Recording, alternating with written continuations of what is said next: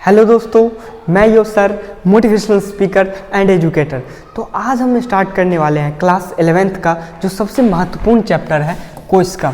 इसके बारे में हम एकदम बेसिक लेवल से स्टार्ट करेंगे और जानेंगे कि कोशिका क्या होता है और बहुत सारे जो वैज्ञानिक है इसके बारे में जानेंगे, एक्सपेरिमेंट के बारे में, और कोशिका के अंदर जितने भी चीज़ है जो कार्य करते हैं इस सब के बारे में जानेंगे।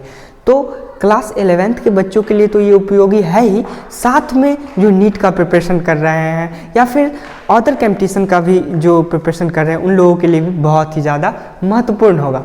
तो हम शुरू करने से पहले आप लोग के लिए दो मोटिवेशनल पंक्तियाँ। यूं ही नहीं मिलती राही को मंजिल, एक जुनून सा दिल में जगाना पड़ता है। पूछा चिड़िया से कि इतना सुंदर घोंसला कैसे बना लेते हो। चिड़िया ने कहा भरनी पड़ती है ऊंची उड़ान और तिनका तिनका उठाना पड़ता है। यानी संघर्ष के बिना कोई भी कार्य अधूरा ही है, यानी कोई भी कार्य में तो संघर्ष लगता ही है दोस्तों। तो चलिए हम शुरू करते हैं। सबसे पहले कोशिका के बारे में जानते हैं। सबसे पहले है कोशिका।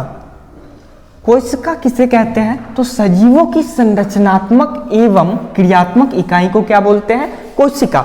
अब क्या है संरचनात्मक, यानी कोशिका क्या करता है कि एक संरचना प्रदान करता है, और दूसरा क्या है क्रियात्मक, यानी कोशिका जो है उसके अंदर जितने भी चीज है कोशिका वो क्या करते हैं? क्रिया करते हैं। यानी कोशिका क्या करता है? पहला तो संरचना प्रदान करता है और दूसरा क्या करता है? उसके अंदर क्रिया करता है। इसीलिए इसको क्या बोला जाता है? कोशिका, यानी सजीवों की संरचनात्मक एवं क्रियात्मक इकाई कहा जाता है।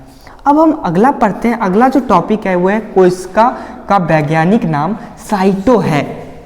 जैसे बहुत सारे आम का नाम जो वैज्ञानिक नाम है मैंगोफेरा इंडिका, मेढक का राना टिग्रिस, उसी तरीके से कोशिका का वैज्ञानिक नाम क्या है? साइटो। अब क्या है? कोशिका के अध्ययन को साइटोलॉजी कहते हैं। यानी साइटो का मतलब हो गया कोशिका और लॉजी का मतलब होता है अध्ययन करना। जैसे मान लो उधर पिंकी बैठी हुई है और वो जो है साइटोलॉजी का बुक पढ़ रही है। इसका मतलब वो क्या पढ़ रही है कि कोशिका के अंदर जो भी चीज़ है, यानी कोशिका के बारे में मूल रूप से वो पढ़ रही है। साइटोलॉजी का मतलब यही होता है कोशिका का अध्ययन। अब हम आगे चलते हैं और जानेंगे कि इतना जो अद्भुत जो कोशिका है इसके बारे में सबसे पहले कैसे जाना गया। अब हम कोशिका की खोज के बारे में जानते हैं। तो रॉबर्ट हुक ने ही सबसे पहले कोशिका को खोजा था। जो भी 8-9 से पढ़ते आ रहे हैं तो आपको पता होगा कि रॉबर्ट हुक ने क्या किया था? कोशिका का खोज किया। अब कैसे खोज किया इसके बारे में हम जानते हैं। सबसे पहले जब उन्होंने सूक्ष्मदर्शी बनाया था तो उनका परीक्षण करने के लिए कि ये सूक्ष्मदर्शी कितना पावरफुल है, तो इसका परीक्षण वो कर रहे थे। तो उन्होंने क्या किया कि पेड़ का एक छाल ले लिया और उसके अंदर ये सूक्ष्मदर्शी की सहायता से देखना शुरू किए। यानी कॉर्क जो कोशिका था उसके अंदर जब इन्होंने देखा तो एक कोठरी नुमा संरचना दिखाई दिया। एक ऐसा कुछ स्ट्रक्चर मधुमक्खी के छत्ते की तरह छोटा छोटा उसमें दिखाई दिया। तो इसी संरचना का उन्होंने क्या नाम रख दिया था? कोशिका। बस इन्होंने तो इतना ही खोज करके छोड़ दिया था, कोशिका नाम रख दिया था। लेकिन जब इसके बारे में रॉबर्ट ब्राउन को पता चला कि कोशिका है तो इसके अंदर भी हो सकता है कुछ है, तो क्या करना शुरू किए? रॉबर्ट ब्राउन भी खोज करना शुरू किए। अब ये क्या किए, ये जो कोठरी बना हुआ था इसके अंदर इन्होंने सूक्ष्मदर्शी लगा दिया और देखना शुरू किया कि इसके अंदर क्या है। जब इसके अंदर इन्होंने देखा तो एक बहुत ही ज्यादा महत्वपूर्ण चीज उन्हें मिला। उनका नाम क्या था? केंद्रक। उसका नाम जो था केंद्रक। एक गोल जैसा संरचना इसमें दिखाई दिया और उसी का नाम इन्होंने क्या रख दिया था? केंद्रक। यानी अगर कभी भी पूछा जाएगा कि केंद्रक का खोज किसने किया तो क्या बोलेंगे? रॉबर्ट ब्राउन ने केंद्रक का खोज किया। दो चीज के बारे में आप लोग को पता चल गया होगा कि पहला रॉबर्ट हुक जिन्होंने कोशिका का खोज किया और दूसरा केंद्रक का खोज किसने किया? रॉबर्ट ब्राउन ने। अब हम आगे पढ़ेंगे कि अगला क्या चीज का खोज हुआ। जैसे ये दोनों चीज का खोज हुआ तो वैज्ञानिक लोगों में एक कोहराम सा मच गया कि इसके अंदर भी कुछ हो सकता है। यहाँ तो कोशिका केंद्रक के बारे में भी जानकारी मिल चुका है। तब आगे एक जो कमाल करते हैं उनका नाम है पुरकिंजे साहब। ये क्यों कम रहेंगे? इन्होंने भी एकदम आजमाना शुरू कर दिया, उसके अंदर देखना शुरू कर दिया। तो उसके अंदर जब देखा कोशिका के अंदर तो केंद्रक तो मिल चुका था रॉबर्ट ब्राउन को, उसके अंदर उन्होंने देखा कि एक जो संरचना दिखा वो जेली नुमा संरचना था और इन्होंने उसका नाम क्या रख दिया, जीव द्रव्य रख दिया, यानी प्रोटोप्लाज्म रख दिया। यानी क्या था कि दो प्रकार का उन्हें द्रव मिला, एक केंद्रक के अंदर जो था उसके अंदर भी द्रव भरा हुआ था और एक जो इसका नाम आगे पढ़ेंगे कि कोशिका भित्ति था उसके अंदर भी एक द्रव था। तो केंद्रक को इंग्लिश में बोला जाता है न्यूक्लियस, इसीलिए इसका नाम पड़ गया न्यूक्लियोप्लाज्मा। और ये जो है बाहर वाला इसको बोला जाता है कोशिका भित्ति यानी साइटोप्लाज्मा, इसीलिए इसका नाम क्या हो गया, साइटोप्लाज्मा। और यही दोनों मिलकर के क्या बनाता है, प्रोटोप्लाज्मा, यानी जीव द्रव्य या प्रोटोप्लाज्म एक ही नाम है। तो पुरकिंजे ने सबसे पहले बतलाया कि कोशिका द्रव्य जो है होता है कोशिका के अंदर। अब अगला आते हैं स्लाइडेन और स्वान। बहुत बार ये पूछा जाता है कि वनस्पति वैज्ञानिक कौन थे, मैथियस स्लाइडेन या स्वान। तो याद रखना है कि वनस्पति वैज्ञानिक कौन थे, स्लाइडेन, और प्राणी वैज्ञानिक कौन थे, यानी जंतु के बारे में जो बतलाते हैं जो वैज्ञानिक थे उनका क्या नाम था, थियोडोर स्वान। अब इन्हीं दोनों ने मिलकर एक महत्वपूर्ण सिद्धांत दिया, उसका नाम था कोशिका सिद्धांत। यानी अगर कभी भी पूछा जाएगा कि कोशिका सिद्धांत किसने दिया तो याद रखना है स्वान और स्लाइडेन और स्वान ने दिया था। अब हम जानते हैं स्लाइडेन ने कहा कि ये पौधे विभिन्न प्रकार की कोशिकाओं से मिलकर के बने होते हैं। बहुत सारे जो जैसे ये पौधा है तो ये क्या बहुत सारे कोशिकाओं से मिलकर के बने हैं। तो स्वान भी क्यों कम रहेंगे, उन्होंने भी, वो तो जीव के मतलब क्या थे, प्राणी वैज्ञानिक थे, तो उन्होंने जीव के अंदर अध्ययन किया तो उनको भी दिखा कि कोशिका तो जीव में भी है, तो उन्होंने भी बोल दिया क्या कि जीव के अंदर भी क्या है, बहुत सारे कोशिका हैं। अब स्लाइडेन को लग रहा था कि स्वान सही बोल रहे हैं और स्वान को लग रहा था कि स्लाइडेन सही बोल रहे हैं।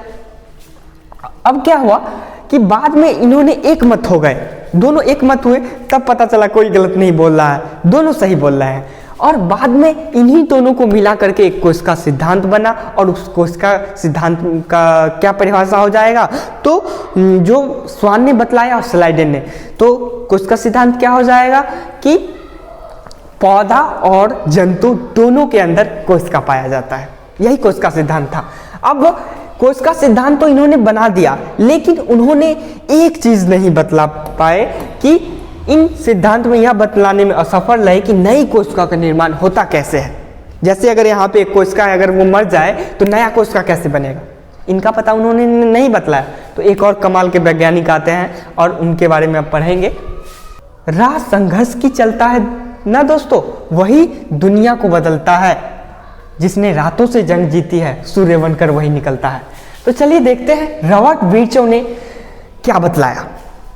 और इन्होंने बतला दिया कि कोशिका जो है वो नई कोशिका का निर्माण कैसे करता है। तो रॉडोल्फ बर्चौ ने स्पष्ट किया कि कोशिका विभाजित होती है और नई कोशिका का निर्माण पूर्व स्थित कोशिका से, जो पहले से जो कोशिका है उसी से क्या होता है, विभाजित होकर के नई कोशिका का निर्माण करता है। जैसे एक कोशिका है उसके अंदर केंद्रक है, वही क्या होता है, दो भागों में बढ़ जाता है और दो कोशिका का निर्माण कर देता है। जैसे हम एक आपको वीडियो दिखलाऊंगा तो उसके माध्यम से आपको स्पष्ट हो जाएगा कि कोशिका कैसे विभाजित होती है। अब आप इस वीडियो को गौर से देखिए, इसमें एक कोशिका है और ये क्या होता है, अंदर से टूट जाता है और इसके बाद दो कोशिका का निर्माण देखिए कैसे हो गया, म्यूटोसिस होता है और दो कोशिका का निर्माण हो गया। रॉडोल्फ बर्चौ के बाद आते हैं एंटोनी वॉन ल्यूवेनहॉक। कभी कभी लिखा हुआ रहता है किताबों में एंटोनी वॉन ल्यूवेनहॉक, बहुत जगह पे ये भी मिलेगा, कहीं पे एंटोनी वॉन ल्यूवेनहॉक भी मिलेगा। तो जीवित कोशिका का खोज एंटोनी वॉन ल्यूवेनहॉक ने किया, बहुत ही ज्यादा महत्वपूर्ण है। और जीवित कोशिका का खोज इसने किया, तो मृत कोशिका का खोज किसने किया, सवाल तो ये आता है। तो मृत कोशिका का खोज सबसे पहले रॉबर्ट हुक ने किया था। वो जो खोजे थे सूक्ष्मदर्शी द्वारा जो कोठरी नुमा संरचना, वो क्या था, मृत कॉर्क की जो कोशिका थी मृत कोशिका थी, यानी मृत कोशिका का खोज रॉबर्ट हुक ने किया और जीवित कोशिका का खोज किसने किया, एंटोनी वॉन ल्यूवेनहॉक ने। इसको आप नोट कर सकते हैं। अब हम आगे चलते हैं, अगला है कोशिकीय जीव के बारे में। क्या होता है कोशिकीय जीव? कोशिकीय जीव में दो प्रकार के आते हैं, पहला एक कोशिकीय जीव और दूसरा बहुकोशिकीय जीव। अब देखिए एक कोशिकीय जीव किसे कहते हैं, एक जिन जीवों का शरीर सिर्फ एक ही कोशिका का, जैसे हम अमीबा लिए ना, तो अमीबा के अंदर एक ही कोशिका होता है। जैसे ये अमीबा है तो इसके अंदर एक ही कोशिका होगा, इसी के अंदर केंद्रक, माइटोकॉन्ड्रिया जो आगे पढ़ेंगे तो वो सब क्या है, एक ही कोशिका उसमें होगा। तो एग्जाम्पल याद रखना, क्योंकि बहुत बार जो है एक कोशिकीय जीव दे दिया और उसमें से तुमको आपको ढूंढना पड़ेगा कि एक कोशिकीय जीव कौन सा है। तो Chlamydomonas, Euglena, paramecium, amoeba, east bacteria, ये सब क्या है, एक कोशिका वाला जीव है। यानी एक कोशिकीय जीव क्या होगा, सिर्फ जो एक ही कोशिका का बना है दोस्तों। अब अगला चलते हैं, बहुकोशिकीय क्या होता है। जिन जीवों का शरीर अनेक कोशिका का बना होता है, जैसे मनुष्य में बहुत सारा कोशिका भरा हुआ रहता है, हजारों लाखों अरबों कोशिका रहता है। उसी तरह शेर, बाघ, चीता, कुत्ता, बिल्ली, ये सब क्या है, बहुकोशिकीय जीवों के उदाहरण है। यानी जिन जीवों का शरीर अनेक कोशिकाओं का बना होता है उसे क्या बोलते हैं, बहुकोशिकीय जीव कहते हैं।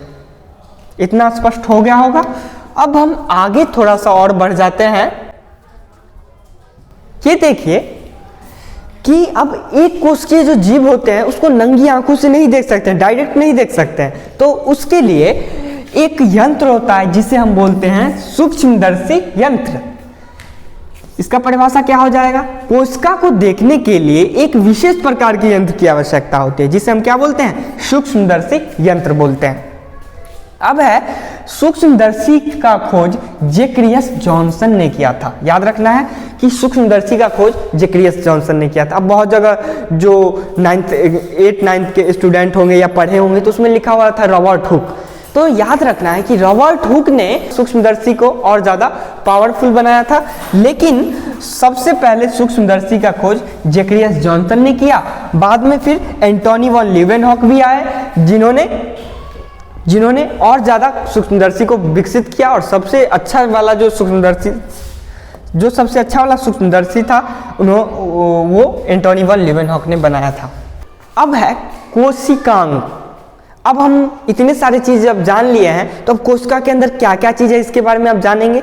तो कोशिकांग का मतलब होता है, इसी में इसका नाम छुपा हुआ है कि कोशिका का अंग, कोशिका का अंग यानी कोशिकांग यानी कोशिका का अंग, यानी कोशिका के अंदर जो जो चीज होगे, जैसे हमारे बॉडी का अंग, पैर, हाथ, नाक, ये सब है। तो क्या कोई उसी तरह कोशिकांग में भी क्या होता है, कोशिका झिल्ली, कोशिका के अंदर कोशिका भित्ति, कोशिका द्रव्य, माइटोकॉन्ड्रिया, गोल्जी उपकरण, राजधानी, तारका, सेंट्रोसोम, प्लास्टिड, ये सब बहुत सारे जो कोशिका के अंदर है, सबको हम क्या करेंगे, एक एक करके अध्ययन करेंगे, तब जा करके ये चैप्टर खत्म होगा। तो अगले वीडियो में हम जल्दी मिलेंगे और अगले दिन कोशिका झिल्ली, कोशिका भित्ति, जो भी कोशिका के अंदर अंग है, उन सबको बारे में एक एक करके पढ़ेंगे। तो जाते जाते आप लोग के लिए 2 मोटिवेशनल पंक्ति। जो बाहर की सुनता है वो बिखर जाता है, और जो अपने अंदर की सुनता है वो निखर जाता है।